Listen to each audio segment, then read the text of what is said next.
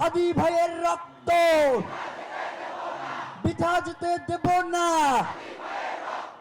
এই ক্ষোভ বিক্ষোভ আধিপত্যবাদ বিরোধী লড়াইয়ের প্রতীক শরীফ ওসমান হাদির হত্যাকারীদের গ্রেফতার করতে না পারার প্রতিবাদে আমার ভাই মরল কেন? শুক্রবার দুপুরে শাহবাগে শুরু হওয়া এই অবস্থান কর্মসূচি চলে শনিবার মধ্যরাত পর্যন্ত। এ সময় ওসমান হাদির খুনিদের গ্রেফতারের দাবিতে বিভিন্ন স্লোগান দেন ইনকিলাব মঞ্চের নেতারা। বিচার না পাওয়ার অর্থ হইল বাংলাদেশের স্বাধীনতা সার্বভৌমত্ব দিল্লির কাছে বর্গা দেওয়া। এইরকম যদি হত্যার বিচার করা না হয়, তাহলে পরবর্তী যে প্রজন্ম কেউ সাহস করে আগাই আসবে না, যে আসলে দেশপ্রেমের যে প্রকাশটা, এই প্রকাশটা কেউ আসলে করতে পারবে না। তাকে যেভাবে মেরে ফেলা হয়েছে তার সর্বোচ্চ শাস্তির দাবি করছি আমরা। খুনিদেরকে দ্রুত গ্রেপ্তার করে তাদেরকে বিচার করা হয়, সেটার জন্য আমাদের এই অবস্থান কর্মসূচি চলবে ইনশাআল্লাহ। রাতে শাহবাগে আসেন ডিএমপি কমিশনার শেখ মোহাম্মদ সাজ্জাদ আলী এবং পরিবেশ উপদেষ্টা সৈয়দা রিজওয়ানা হাসান। ডিএমপি কমিশনার বলেন 10 কার্য দিবসের মধ্যেই দেওয়া হবে চার্জশিট, আর অন্তর্বর্তী সরকারের মেয়াদেই বিচার নিশ্চিতের প্রতিশ্রুতি দেন উপদেষ্টা।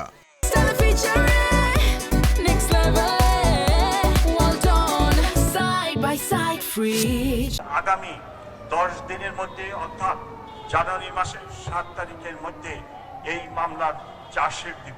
অন্তর্বর্তী সরকার থাকাকালীন সময়ে যেন দ্রুত বিচারটা করে যাওয়া যায়, সেটার নিশ্চয়তা আমি আপনাদেরকে দিচ্ছি। কূটনৈতিক প্রচেষ্টার মাধ্যমে ভারত সরকারকে স্পষ্টভাবে জানিয়ে দেওয়া হয়েছে এবং ভারত সরকার প্রতিশ্রুতি দিয়েছেন যে তাকে যদি ভারতে খুঁজে পাওয়া যায় অবশ্যই তারা বাংলাদেশকে সহায়তা করবেন এই বিষয়ে। পরে শাহবাগ ছাড়েন অবস্থানকারীরা, ঘোষণা দেন রোববার দেশের প্রতিটি বিভাগে সড়ক অবরোধের। আগামীকাল 8 বিভাগে এই অবরোধ কর্মসূচি করবার জন্য বাংলাদেশের সকল জনতাকে উদারতা আহ্বান জানাই।